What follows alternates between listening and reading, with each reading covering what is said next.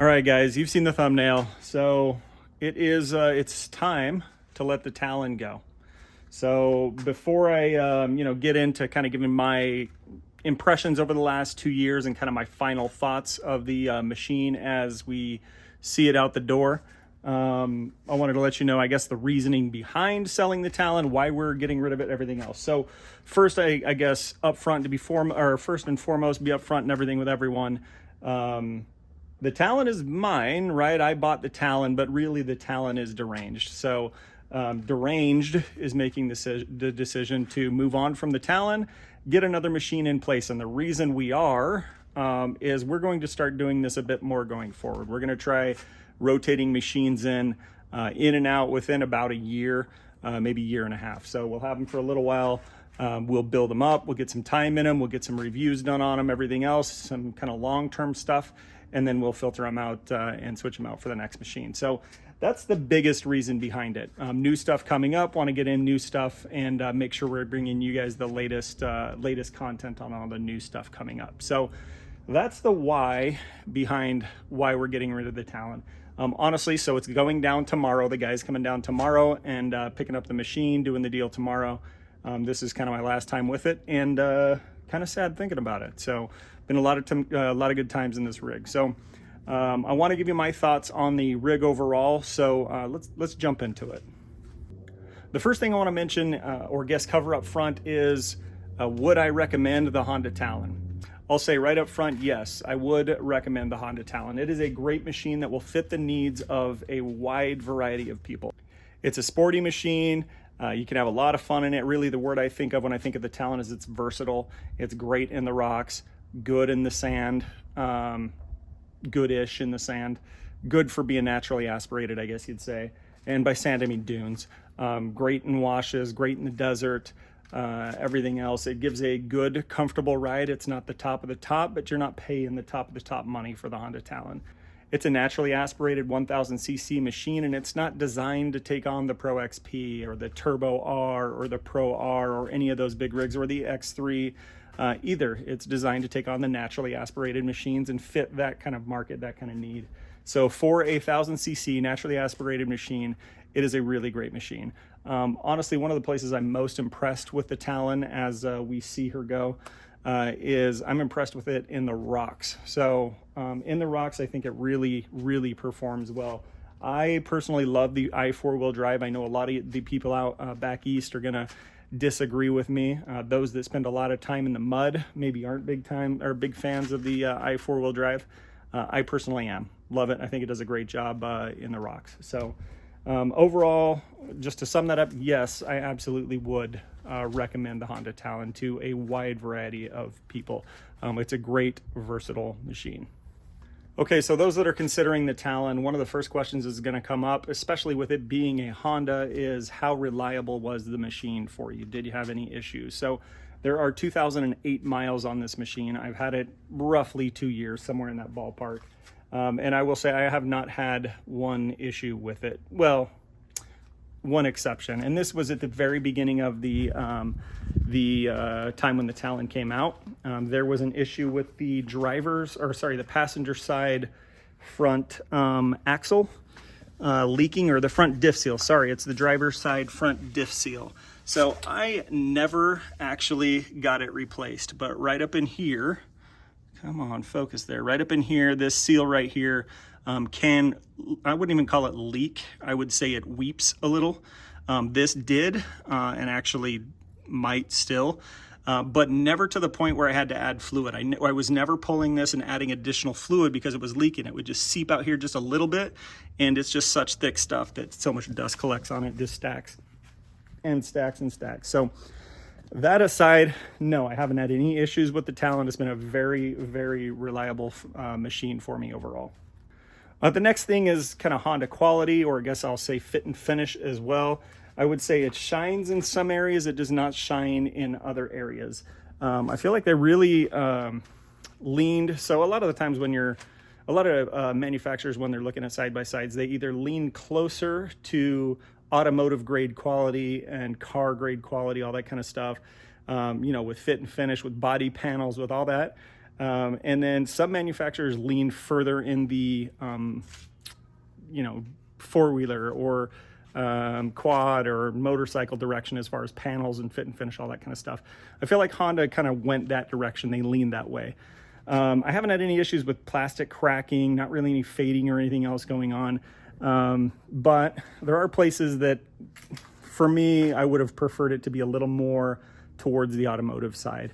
The door panels being one of them. So the doors are just okay. I mean, we've got this gap that comes through with the dust. And then this one right here as well. There's quick and easy seal kits for that. The doors can be difficult to get to shut and close properly, which is a little bit obnoxious. My front ones have always been fine.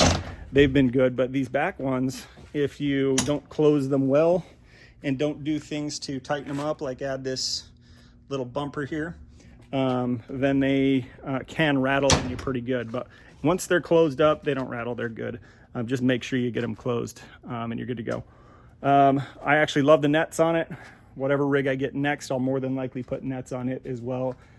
Just seen too many people get their hands gone or fall off or arms broken or surgeries and all that kind of stuff from letting themselves fall out of the cage or putting their arms out when they're rock crawling or whatever else. So more than likely I'll put nets on the next rig. Suspension. So this is another one for the Talon. Suspension is good. It's not great. The live valve is better than the non-live valve. Shock therapy did some work on our shocks, and they made a great difference on our machine, or on this machine. It does have, it is sprung, what would you call it? Light, I guess you'd say.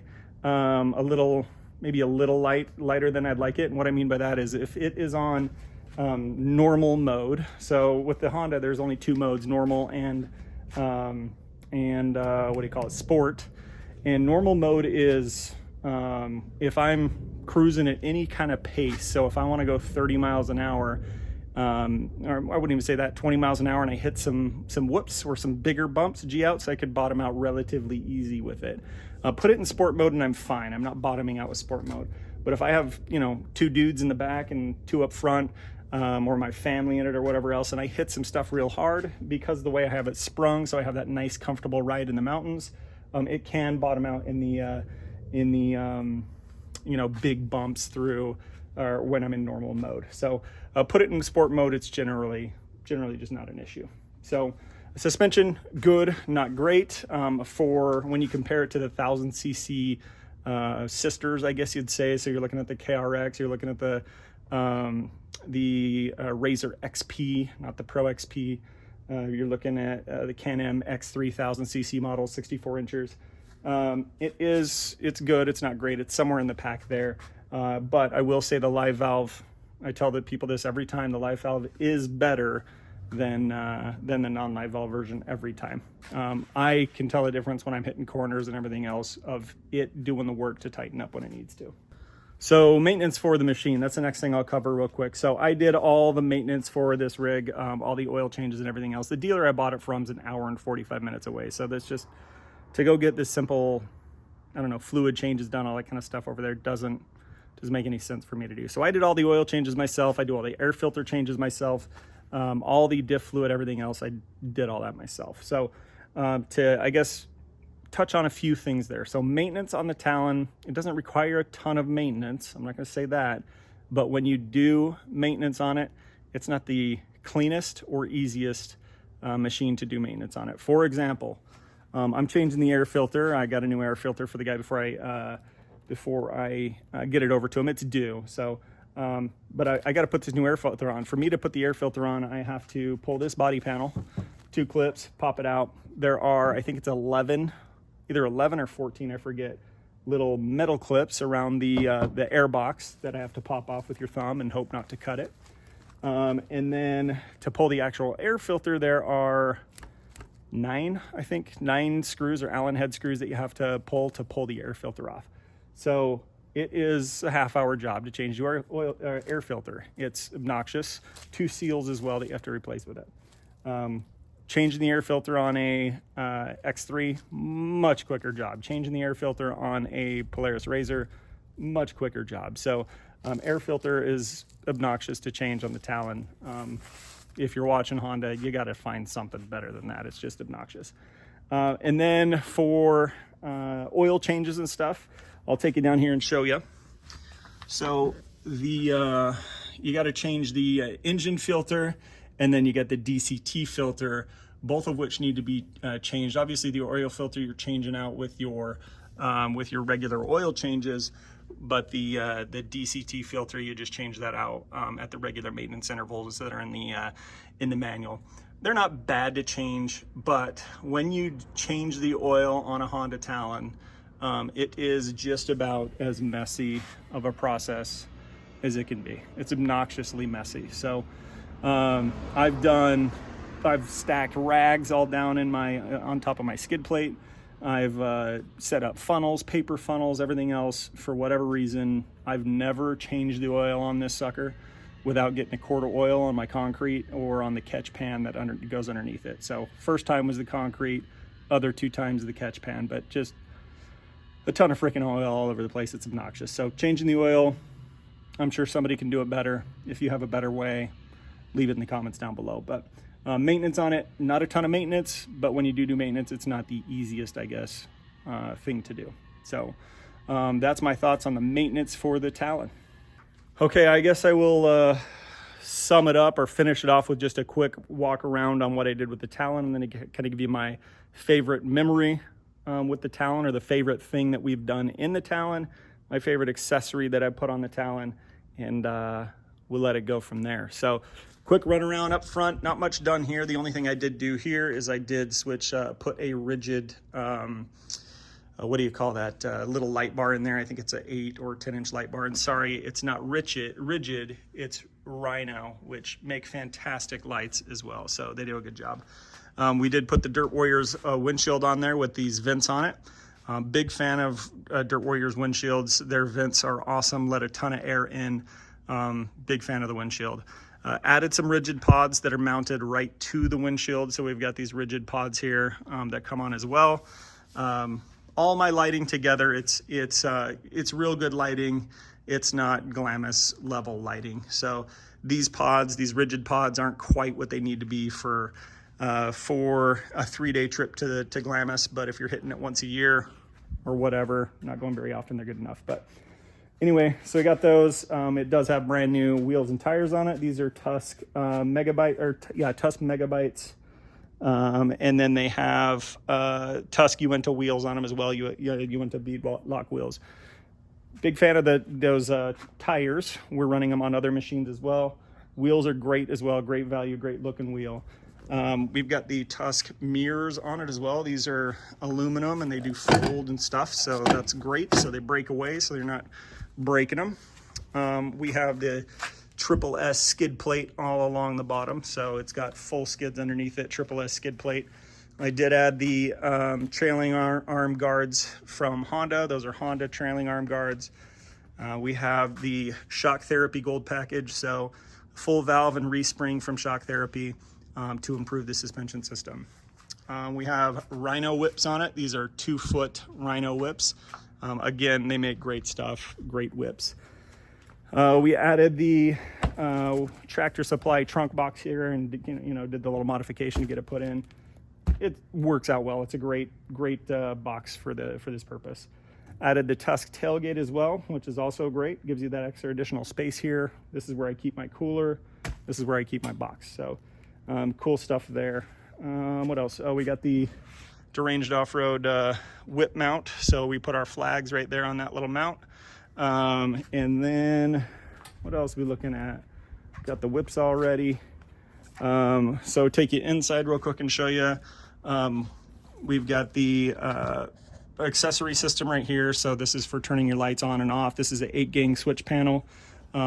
It's great as well. This is just a Tusk mirror, I believe. And then we've got the comm system from UTV Comms. We made a custom plate for it as well. So we've got comms and car to car as well. So we've got buttons at each location to be able to communicate car to car. So that's kind of a breakdown of all the accessories. Obviously we got the hangers here from Tusk as well, and a Tusk light built in as well. So That's all the accessories. As far as my favorite accessory that I installed, or the one that I would recommend doing first, my favorite, it would have to be an 8-gang light switch here. This sucker, and the rest of it, we'll get into focus there somehow. That thing right there, mixed with the panel under here, the fuse panel under here, allows you to add accessories in 20 minutes. The wiring takes 5 minutes once you put that in. So I've been able to change pods back and forth, add lights, take them away, everything else pretty much anytime I want. And the wiring is just a super simple process. So that has been my favorite mod. Highly recommend it. If you haven't done it already, we'll link to that in the description below. You can get them on Amazon. There's a bunch of different brands. We'll link to one down below.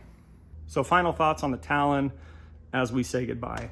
It's been a great machine. Most importantly, it's provided a lot of great memories for my family.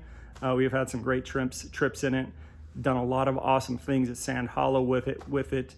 Got to connect with a lot of cool people in the Honda community that we wouldn't otherwise have connected with, which was awesome as well. So would I recommend the Talon? Yes, it's a great machine. Is it the perfect machine? No, but the fact is there is not a perfect machine for everyone.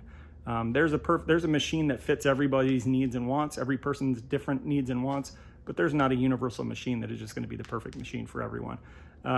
However, this one is pretty great. So that's it, guys. That's my thoughts on the Talon. Like I said, I'm sad to see it go. I'm excited for what's coming. Stay tuned for what it's getting replaced with. That'll come relatively soon, I guess you'd say. So, but stay tuned. We appreciate you guys watching. Don't forget to subscribe and check the links below. You can support us in a couple different ways, and we really appreciate those that do.